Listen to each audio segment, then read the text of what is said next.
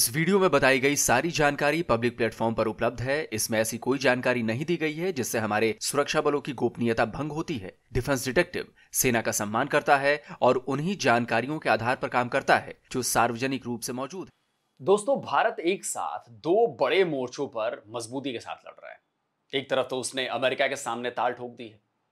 उसने साफ कर दिया है कि वो न ट्रंप और ईयू की धमकियों के आगे झुकने वाला है और ना ही टैरिफ और जुर्माने के डर से रूस से अपनी दोस्ती तोड़ने वाला है। दूसरे मोर्चे पर भारत ने चीन को बड़ा कूटनीतिक झटका दिया है।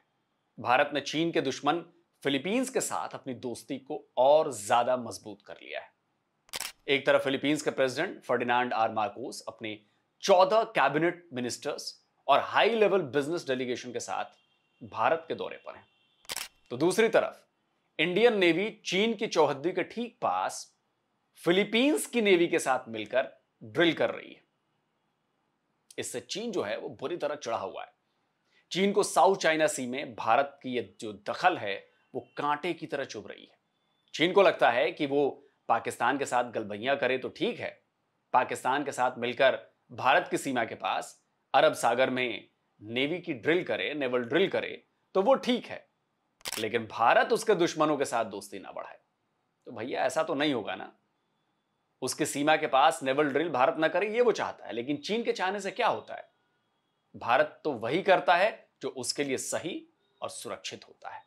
तो डिप्लोमेसी भी हो रही है और ड्रिल भी हो रही है।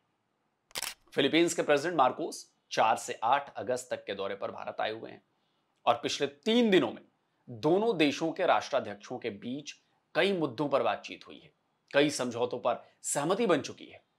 वहीं इंडिया और फिलीपींस के सीईओ राउंड टेबल मीटिंग में भी दोनों देशों के बीच कारोबार को लेकर भी बहुत अच्छी बातचीत बढ़ रही है आगे। इस मीटिंग में भारत के commerce and industries minister Piyush Goyal भी मौजूद थे। अलग अलग लेवल पर हुई मीटिंग्स में, अलग अलग लेवल पर हुई बातचीत में दोनों देशों के बीच 14 एग्रीमेंट फाइनलाइज हुए हैं। ये बड़े इंपॉर्टेंट है। इसमें मैरीटाइम कोऑर्डिनेशन, इंटेलिजेंस शेयरिंग और टेक्निकल सपोर्ट पर सहमति बनी।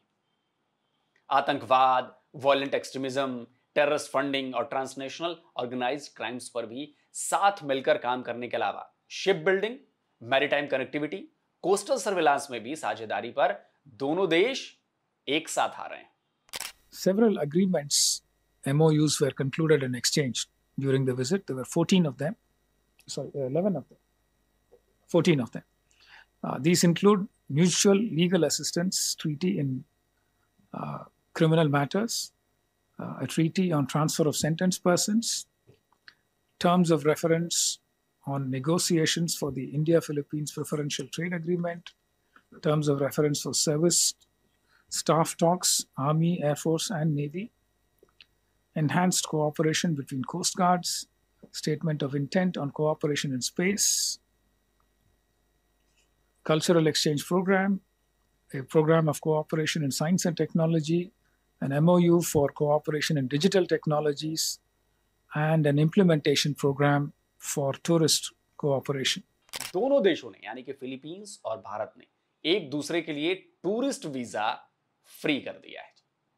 अभी दोनों देशों के बीच 3.3 बिलियन डॉलर्स का ट्रेड होता है, जिसे बढ़ाने पर भी सहमति बन चुकी है। लेकिन इन अग्रीमेंट्स में सबसे खास दोनों देशों के बीच स्ट्रेटेजिक पार्टनरशिप के लिए 5 ईयर प्लान फॉर एक्शन का मुद्दा है। भारत और फिलीपींस ने ट्रेड और सिक्योरिटी के साथ साथ स्ट्रेटेजिक पार्टनरशिप पर भी खासा जोर दिया है और ये 5 ईयर प्लान फॉर एक्शन इसी का नतीजा है। आज मैंने और राष्ट्रपति जी ने आपसी सहयोग, क्षेत्रीय मुद्दों और अंतर्राष्ट्रीय परिस्थितियों पर विस्तार से बातचीत की। ये प्रसन्नता का विषय है कि आज हमने अपने संबंधों को स्ट्रैटेजिक पार्टनरशिप का दर्जा देने का निर्णय लिया है। इस पार्टनरशिप के पोटेंशियल को परिणामों में परिवर्तित करने के लिए एक व्यापक एक्शन प्लान भी बनाया गया है। दोनों देशों के बीच हो रही इस स्ट्रैटेजिक पार्टनरशिप ने साउथ चाइना रीजन में भारत की मौजूदगी को और ज्यादा मजबूत कर दिया है। Prime Minister Modi and I formally launched the strategic partnership between Philippines and India. for the Philippines. This is a momentous decision, for we take a very considered path to such elevated partnerships. Today, India becomes only the 5th strategic partner for the Philippines. इसका मतलब समझ रहे हैं आप? इसका मतलब है Philippines और भारत के बीच डिफेंस रिलेशनशिप जो है वो और ज्यादा मजबूत होने वाली है। डिफेंस ट्रेड और ज्यादा बढ़ने वाली है। 2022 में फिलीपींस ब्रह्मोस का पहला खरीदार बना था। तब उसने $375 मिलियन में ब्रह्मोस की 3 बैटरीज खरीदी थी। पिछले साल अप्रैल में भारत ने अपनी सुपरसोनिक क्रूज मिसाइल की पहली खेप जो है वो फिलीपींस को भेज दी थी और फिलीपींस ने उसको लगा भी दिया है और इस साल अप्रैल में उसने ब्रह्मोस का सेकेंड बैच भी फिलीपींस को सौंप दिया था। लेकिन फिलीपींस भारत से और ज्यादा हथियार खरीदना चाहता है। इसी 1 अगस्त को खबर आई थी कि फिलीपींस के आर्म फोर्सेस के चीफ जनरल रोमियो ब्रावनेर ने कहा था कि भारत के हथियार हाई क्वालिटी के हैं और महंगे नहीं हैं, इसलिए फिलीपींस को दूसरे देशों की बजाय भारत से हथियार खरीदने चाहिए। और खबर तो यह भी आ रही है कि फिलीपींस ब्रह्मोस के बाद अब भारत से उसका home made battle proven air defence system Akash खरीदना चाह रहा है और इसके लिए वो भारत के साथ $200 मिलियन की डील करने की कोशिश कर रहा है। ऑपरेशन सिंदूर में उसने देख लिया है कि आकाश ने क्या किया है। अब एक तरफ भारत के साथ Philippines strategic partnership, missile deals, surveillance और इंटेलिजेंस शेयरिंग की डील कर रहा है, तो दूसरी तरफ वो साउथ चाइना सी में भारत की नेवी के साथ मिलकर नेवल ड्रिल करके चीन को साफ संदेश दे रहा है कि जो तुम गेम खेल रहे हो वो गेम हम भी खेलना जानते हैं। भारत ने अपने 3 नेवल शिप्स को चीन के बॉर्डर के पास उतार दिया है। इससे चीन की बौखलाहट और ज्यादा नजर आ रही। कहां तो वो ताइवान को डराने के लिए नेवल एक्सरसाइज कर रहा था और कहां फिलीपींस और भारत उसके खिलाफ नेवल ड्रिल करने लग गए। उसकी ये चिढ़ चीन के सरकारी भोंपू ग्लोबल टाइम्स की खबर से भी पता चल रही। ग्लोबल टाइम्स ने लिखा है कि भारत साउथ चाइना सी में फिलीपींस के साथ ड्रिल करने के लिए अपने वॉरशिप भेज रहा है, जिसका असल मकसद जो है वो फिलीपींस को अपने हथियार बेचना है। तो यही तो होती है स्ट्रेटेजिक पार्टनरशिप। भाई चीन पाकिस्तान को हथियार बेचता है कि नहीं बेचता है? बेचता है ना। चीन पाकिस्तान को फाइटर एयरक्राफ्ट बेचता है कि नहीं बेचता है? बेचता है। चीन पाकिस्तान के साथ इंटेलिजेंस शेयरिंग और क्रूशियल डेटा शेयरिंग करता है कि नहीं करता है? खबर आई थी ना कि ऑपरेशन सिंदूर के दौरान भी उसने पाकिस्तान को हर तरह से मदद पहुंचाई थी। तो फिलीपींस से भारत का याराना उसे क्यों खटक रहा है?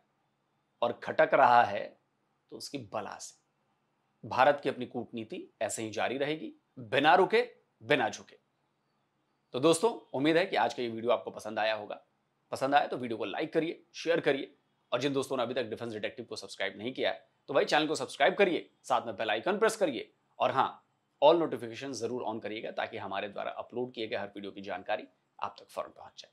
जल्दी मिलता हूं एक और नए वीडियो के साथ। नमस्कार, जय हिंद। तो अगर आप चाहते हैं मुझसे बात करना, मुझसे कोई सवाल पूछना, तो फैन कॉल पर आप मुझसे कनेक्ट हो सकते हैं। फैन कॉल में ये सुविधा है कि आप अपने हिसाब से वहां पर जाकर टाइम स्लॉट बुक कर सकते हैं कि आपको फलाने दिन मुझसे बात करनी है, फलाने टाइम पे मुझसे बात करनी है। लेकिन ये भी बता दूं कि ये पेड सर्विस है।